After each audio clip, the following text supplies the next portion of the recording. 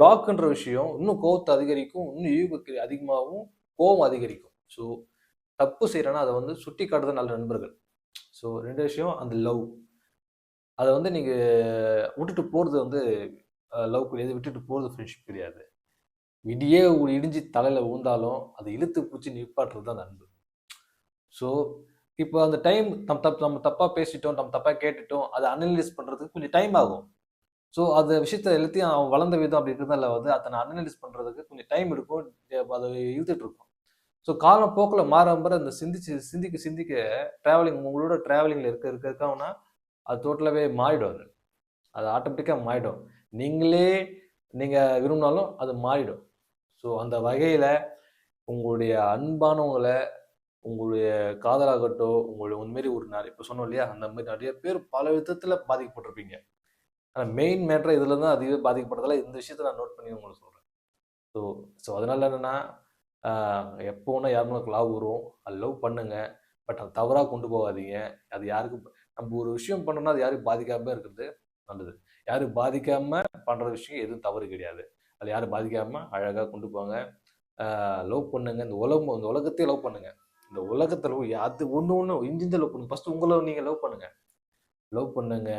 உங்கள் ஹேரை லவ் பண்ணுங்க, உங்கள் கண்ணை லவ் பண்ணுங்க, உங்கள் ஃபேஸை லவ் பண்ணுங்க, உங்கள் பாடியை லவ் பண்ணுங்க, நிறையா ஒர்க் அவுட் பண்ணுங்க. இந்த உலகத்தை எல்லாம் லவ் பண்ணிட்டே இருங்க. ஆனால் நம்ம உடலை பாதிக்காத அளவுக்கு லவ் பண்ணுங்க. எப்படி எக்ஸாம்பிள் சொன்னேன் இந்த உடலை பற்றி. இப்போ உடலை நீங்கள் வந்து நேசிக்கிறீங்கன்னு வச்சுக்கீங்களேன், ட்ரிங்க்கு, தவறான அந்த மது போதைகள்லாம் பயன்படுத்தும் போது பாதிக்கப்படும். ஸோ பாதிக்கப்படக்கூடாது. ஸோ அதனால் நேசிங்க, எல்லாத்தையும் நேசிங்க. ஏன்னா கொஞ்சம் புரிஞ்சுக்கிங்க, நான் வந்து கொஞ்சம் அதனால் ஹாப்பியாக இருங்க, சந்தோஷமாக இருங்க, ஒருத்தர் பிரிஞ்சு போகாதீங்க. கடைசி வரைக்கும் ஒரு பழகிட்டீங்களா, கடைசி வரைக்கும் என்னாலும் கூட நில்லுங்க.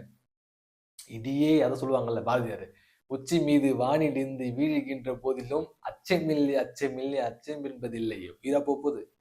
அப்படிலாம் கிடையாது. இல்லை, பேசுங்க பேசுங்க, சால்வ் ஆகுங்க. அதே போல் அவங்க கரெக்டாக தான் இருப்பாங்க. இன்னொரு விஷயம் என்னன்னா, அவங்கள பின்னாடி ஒரு நபர் இருப்பாங்க, அவங்க சுற்றி இருப்பாங்க இல்லையா. நம்ம சண்டை போட்டுட்டோம், நம்ம கோவப்பட்டு திட்டிட்டோம், நம்ம எல்லாத்தையும் இன்ஃபர்மேஷன் கொடுத்துட்டோம், திருப்பி பேசும்போது நம்ம சுற்றி உள்ளவங்க என்ன நினைப்பாங்களோ, ஏது நினைப்பாங்களோ.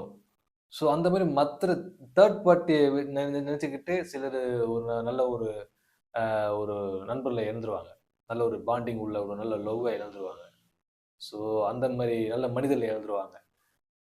அதனால என்னன்னா, அந்த சுற்றி உள்ளவர்களுக்காக பல பேர் பல இழந்துறாங்க. யாருக்காக யாரும் இழக்காதீங்க. நீங்க டிசைட் பண்ணுங்க, நீங்க ஜட்ஜ் பண்ணுங்க.